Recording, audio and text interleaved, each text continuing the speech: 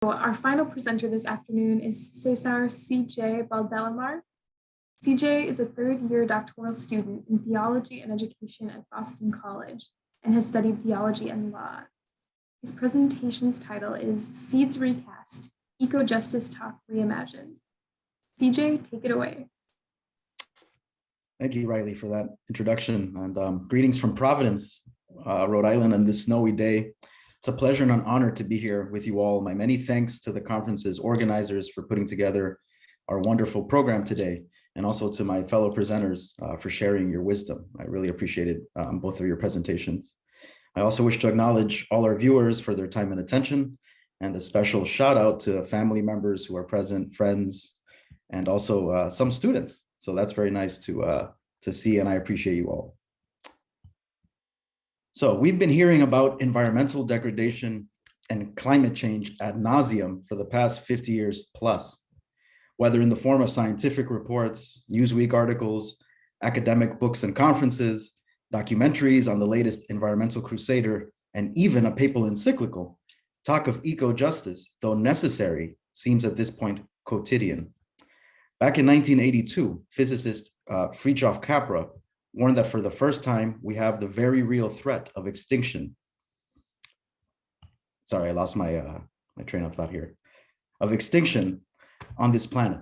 Before that, in 1962, Rachel Carson warned of the deleterious effects of DDT and other pesticides, which she called biocides, on wildlife and on the environment, resulting in the silent spring without the buzzing bees. And just 5 years later, in 1967, Lynn White infamously noted that Christianity, as the most anthropocentric religion ever, is responsible for the ideology that drives humans to destroy nature for gain and enjoyment. And despite these contributions, here we are, and worse off.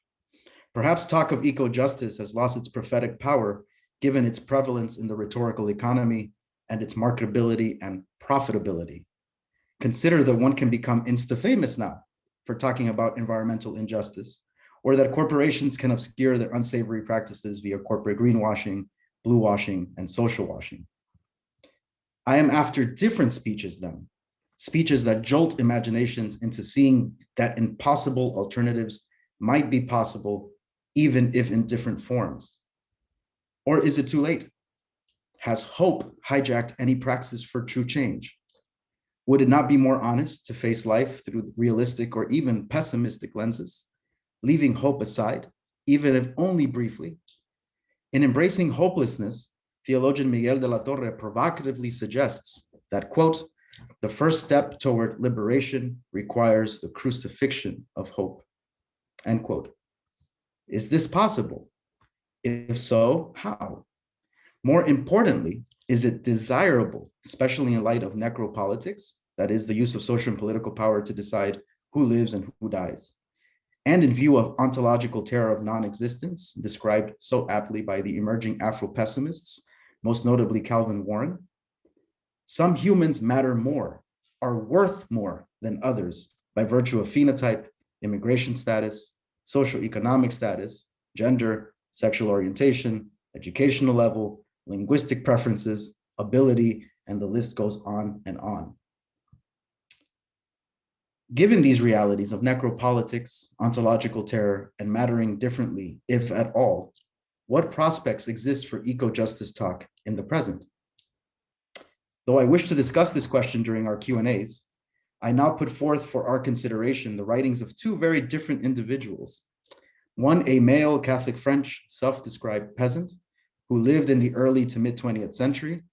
The other, a Black Californian teenager with a disability called hyperempathy, who calls a dystopian 2025 United States home.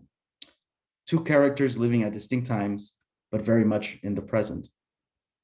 Despite their clear differences, there are some similarities between the two. Both seek to plant seeds for an alternative present and future, one through an intellectual vision through the Catholic worker movement, the other as a prophet and foundress of a religion.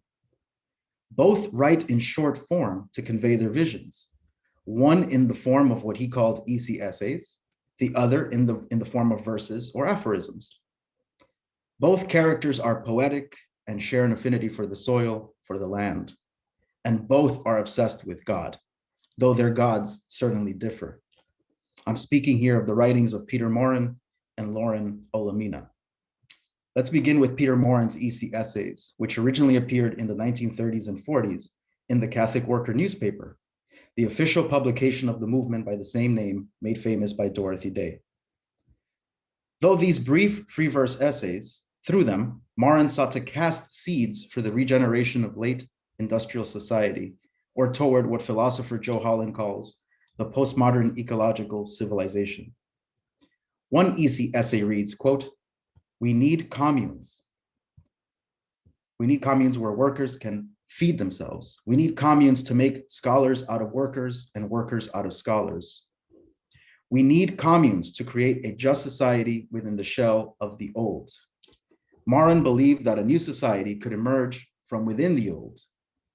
He looked back in time for guidance, admiring the American frontier for what he called its functionalism, that is, the romanticized version of the frontier men's use of only that which was necessary to survive. Morin equated functionalism with respect for the soil. In another essay, he praised what he called Irish scholars, though Irish missionaries is probably more appropriate. Quote, "In order to lay the foundations of medieval Europe, the Irish scholars established salons de culture. In all the cities of Europe, as far as Constantinople, the Irish scholars established free guest houses. The Irish scholars established agricultural centers all over Europe. What was done by Irish missionaries after the fall of the Roman Empire can be done today after the fall of modern empires," end quote. In yet another essay, he writes, quote, "The Dark Ages were not so dark because the Irish had the light. Thus, we can conclude that Morin's prescription to remedy today's ills is to be more like the Catholic Irish missionaries who established communes that reverently tilled the land for subsistence, that clarified thought through education, and one presumes forced religious education or inculcation, and that housed the poor for free." To repeat, Morin looked back in time for a better future, rejecting the notion that the present is an improvement on the past. The land itself will be integral to any green revolution that goes beyond contemporary political systems. Laura Olamina's writings, though resembling Morin's in form, vastly differ in content and orientation. While Morin looks to the past, Olamina looks to the future, and even the future on other planets. While Morin seeks to build a new society within the shell of the old, Olamina believes that the shell is too rotten, too unsalvageable and irredeemable to allow for creative alternatives to the wasteland of the present being the eerily close and maybe familiar future of 2025, 2027 California. Quote, "A tree cannot grow in its parents' shadows," end quote. She writes in her notebook titled Earthseed, the Books of the Living, which becomes the basis for the new religion. Another aphorism, this one from 2027, states, quote, "We are Earthseed. We are that aspect of Earth life best able to shape knowingly. We are Earth life maturing, Earth life preparing to fall away from the parent world. We are Earth life preparing to take root in new ground, Earth life fulfilling its purpose, its promise, its destiny," end quote. For Olamina, salvation is not possible on Earth because of past and present social and ecological colonial arrangements built on a ruinous religion with rigid borders and an even more static God. In several ways, Octavia Butler's prescient parable of the sower presages Afro-pessimist Frank Wilderson III's observation that, quote, "Human life is dependent on Black death for existence and for its conceptual coherence. There is no world without Blacks, yet there are no Blacks who are in the world," end quote. Consequently, there is no future for Blacks on Earth. Butler also echoes what a young Tupac wrote back in 1989. Question, will there be peace on Earth, asks Tupac. The answer, when the Earth falls to pieces, end quote. For Olamina, Earth life, humanity, must learn to let go of the Earth itself to become Earthseed. She states, quote, "Earthseed, I am Earthseed. Anyone can be. Someday, I think there will be a lot of us, and I think we'll have to seed ourselves farther and farther from this dying place," end quote. Let go and imagine the impossible, she urges. Take flight in unexpected ways. in ways not sanctioned by existing imaginations and imaginaries, to worlds not yet known. That is the ultimate risk, facing uncertainty without any certainty. For the self to take flight, and this is where I'll conclude, it needs to unburden itself. It does this by constantly morphing, by consistently undoing itself, rendering oneself discontinuous, unlearning what one has learned within the decay of the old. One of the major refrains in Olamina's writings is about change and God being change. Indeed, they become the maxim that conveys the essence of Olamina's teaching, namely that we are all fragments, pieces in search of threads to hold our very selves together, only to unthread and find new arrangements in search of selves who never were, social arrangements that never were. She writes, quote, "The self must create its own reason for being. To shape God, shape self." Whether looking back like Morin or looking to a future on other worlds like Olamina, selves can find seeds in the writings of both figures for different presents and futures, even in the face of hopelessness, pessimism, and nihilism, spawned by our reality today of necropolitics. Thank you, appreciate it. Thank you so much, CJ. That was wonderful. If anyone wants to go ahead and unmute or chat, you can ask questions. Yeah, thank you for that presentation. That was really insightful. I guess what I was wondering from the presentation is you asked about, or you talked about necropolitics and this ability to also have these movements that feed themselves and, you know, are somewhat self-sufficient. You know, I think it seemed to me what you were getting at is that these movements are the foil to these large scale politics with all these built-in biases. You know, because if you are self-contained in your own, you know, ecological community, you don't need to engage with these bigger entities that often have a lot of bad consequences out in the world. What do you think the authors that you mentioned would have to say about that, or what did they say about that? Thank you for that. So Peter Morin, of course, writing in the early 20th century, early to mid 20th century, probably didn't have any idea of necropolitics, right? Obviously the term since has emerged the 21st century, but he definitely was aware of the decay, right, of society, and also how people following the Marxist view were treated as commodities, as a fetish, in order to achieve market dreams and ideologies. So Morin did propose what are called agronomic universities, which have been ignored by the Catholic worker movement largely. And what he wanted was to set up these centers to clarify thought and then move forward into some type of action, but only with that thought clarified. And what he meant by that was acknowledging what the ills were of contemporary post-industrial society, and then trying to remedy those by going deeper, right? Not surface fixes or, you know, the latest cliches, but actually attacking them at the ideological, philosophical, and theological roots. Olamina, on the other hand, from what I gather, there's a sense of hopelessness and despair that seems to be prevalent today. That's why it's, I think, a very, you know, future-telling prophetic novel that Butler wrote. And in that hopelessness, there are ways to vent one's anger, one's frustration in ways that are not accepted or authorized by dominant powers. And I think that power to critique necropolitics will only come when justified rage, as Cornel West and others have called it, shines through in a way that is not filtered for the gaze of those who don't understand that rage. So I think I don't know if that answers the question, but you know, it did spark a few questions of my own there that I'm starting to write down, and so I thank you for that. I appreciate it. Sure thing. Yeah, thank you. Thank you.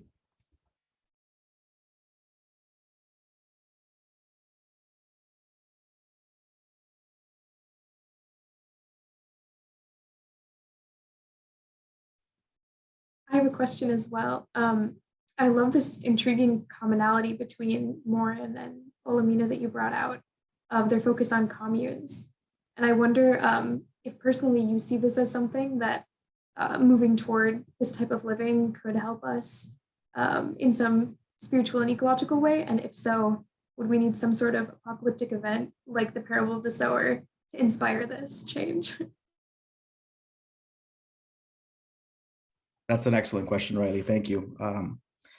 So the novel ends with the group getting to a place called Acorn in Northern California.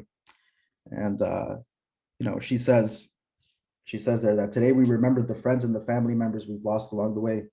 We spoke our individual memories and quoted biblical passages, earth seed verses, and bits of songs and poems that were favorites of the living or the dead. Then we buried our dead and planted these oak trees. Then they sat together, ate a meal, and described this place called Acorn. And then she concludes the novel by quoting the parable of the sower, right? Communes, I think, are a temporary fix, as I think is every solution. It's temporary and it should be allowed to morph, to change along the way. The question with communes, and Peter Morin also would say, absolutely, right? Communes, I mean, he advocated for communes where cultivation, culture were integral to the plan. But the question is a very simple one in some ways. It's, do communes turn into little cities if you start, if everybody gets to them, and then what will that do? There will be urbanization again, sprawling from the commune itself. So it's I think a temporary fix on the way to something bigger, or on the way to other alternatives not yet envisioned. And I think that's what Butler was hinting at the end of her novel. And unfortunately, she didn't complete the series, right? The last one, Parable of the Trickster, is the one that I would have been very interested, especially since I think this motif of trickster is very important for marginalized communities today, right? Where not everything has to be said, not everything has to be worn on your sleeve. There should be some type of trickery on the way to justice, otherwise we could fall into the power dynamics of the dominant and the center, and then these forms of resistance are then co-opted. So thank you for that question. Thank you. And we have just a moment if anyone has a quick lingering question. Gabe, did I see your hand? Let someone else go if they have it, but yeah, thank you for this presentation. That it has sparked my imagination. You've succeeded. Thank you, Gabe. It gets me thinking about the Catholic worker movement here in New Haven, and there's been conversations in Christian communities about this idea of the Benedict option, or needing to return to sort of monastic movements away from society. But as I think about it, I'm also thinking, here we are in educational institutions, many of us, that are meant to be these deep engagements with the foundations of society. And do you think there are ways to create these sort of communities in the institutions that we're part of, where we are? That's a question I grapple with daily, and it's a tough one. So over the years, my response has changed. I do think that we can work within these institutions, and I think that conversations are happening within these institutions are important. Where I think, especially theological writing, needs to come along is breaking its own form, right? I think that if theology begins to mimic sociological language or even legal language, it loses its power to form characters and also to expand imaginations. So I think they are possible within our institutions, but we need to break the forms with which we talk about these problems, So I think that's step number one. And then also, I think this concept of hopelessness, we need to discuss this further in academic spaces, also, of course, mindful of people's experiences. But hopelessness gets brushed aside in academic spaces, right? In our discourses, in our practice. I think there's something about sitting in hopelessness that could itself undo what some of these institutions are, after, which of course, large endowments, success of its sports teams, etc. But I do think that parallel institutions are important to support the work of those within our institutions. And I do believe what Walter Mignolo said, that the 21st century, the most important battles of the 21st century will take place on the battlefield of ideas. And that's why I think epistemology is so central. So yes, I'm not ready to give up on our academic institutions or our academic journeys here, but I am after breaking the forms which we convey these ideas. Thank you. So insightful. Thank you so much. Thank you, Riley. We've reached the end of our presentation time. So one last thank you to Gabe, Deanna, and CJ for your wonderful presentations this afternoon.